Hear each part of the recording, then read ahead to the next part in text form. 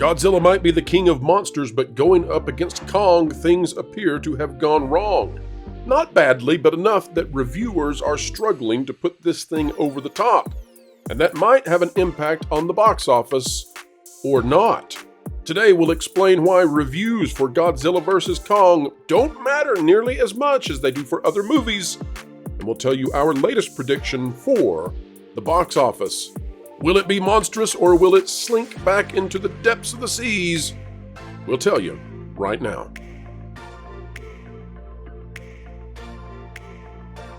Hello folks, and happy day. Happy to have everybody out there. You truly are the gigawatts that make all of this work. So appreciative, folks. Like this video if you would like to see it go farther and farther and farther. And for theater owners, they too are hoping that things will go farther and farther and farther when it comes to dollars coming through their turnstiles, their entrances, their concession stands even. And they're not making any concessions for what could be a very good weekend, but it's not necessarily going to happen. And that bump, that lift, is not coming from reviewers who are less than inclined to have a great time with Godzilla vs. Kong. But that might not nudge the needle too far, actually. And we're here today to talk with a great panel about why that is. Folks, sit tight.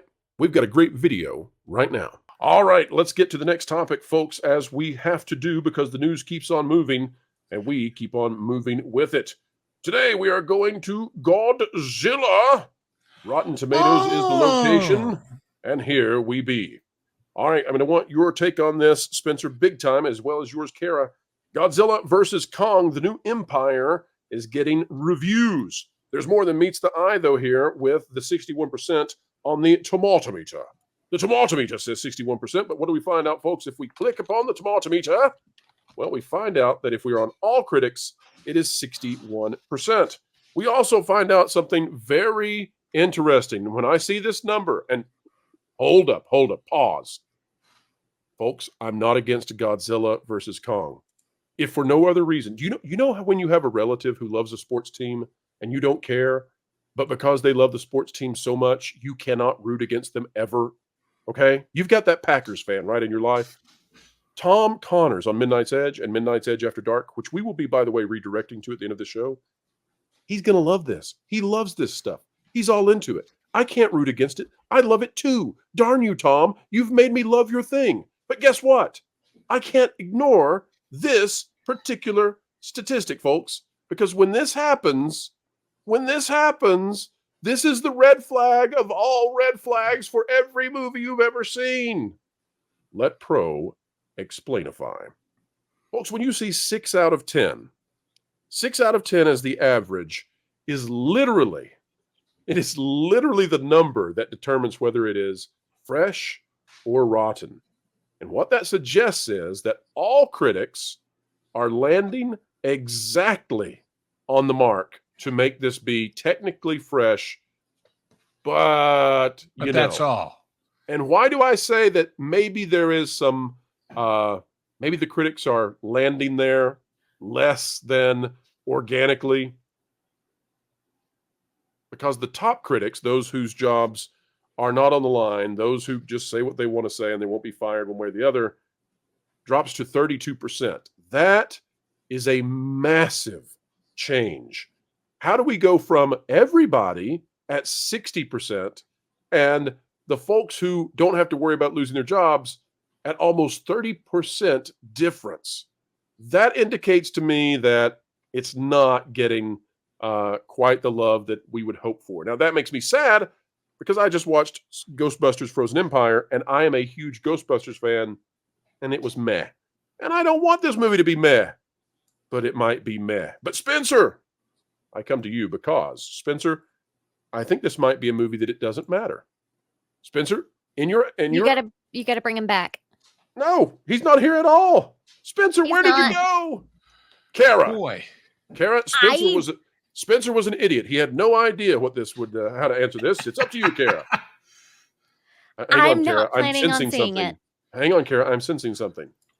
Spencer, you're the only man in the world who can answer this question. I am. Kara has no idea what to say about this. You're the only man. Spencer. Don't look at me. Spencer, look in my eyes right now. What's the question? I would love to. This is what you were born for. I never doubted you. Spencer, do reviews actually matter for Godzilla versus Kong, or is it like just doesn't matter because of the kind of movie it is? It honestly just doesn't really matter because of the kind of movie it is and the fact that it's a franchise film. At this point, I think, everybody got that amazing Godzilla -1. Everybody saw Godzilla versus Kong.